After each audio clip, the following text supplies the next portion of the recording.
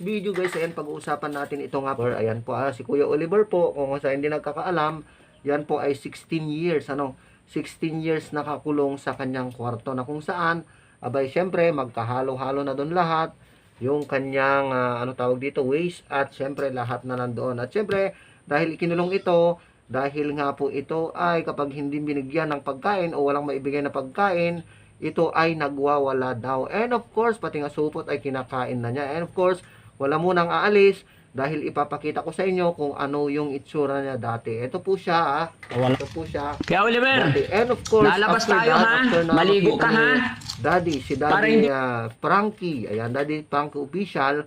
And of course, tinulungan niya po ito. At ito na nga po siya, dito na po, biglang bago, ginupitan siya.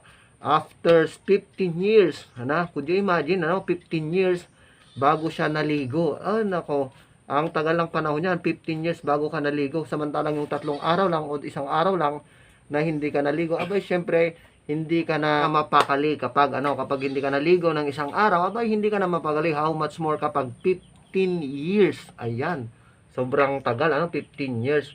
And of course, ito na po siya ngayon. Ito na po siya dahil naliguan na siya. Ayan, nagupitan na yung kanyang buhok. And of course, luminis na rin po siya. At syempre, ayan, marami pa pong mga proseso para naman sa ganun ay matulungan ito nga pong si Kuya Oliver na tinulungan ni Daddy Frankie. Ayan. And of course, ayan, mag-aantabay tayo sa update ng mangyayari. At syempre, sa pagtulong nito kay Oliver. At syempre, ito na po siya ngayon. Napakalaki po yung kanyang pagbabago at syempre sana ay magtuloy-tuloy na ang kanyang pagbabago at syempre hindi na siya maikulong dun nga po sa kanyang kulungan. Maraming salamat. God bless and good luck. I love you all. Mama. Chup chup. Bye-bye.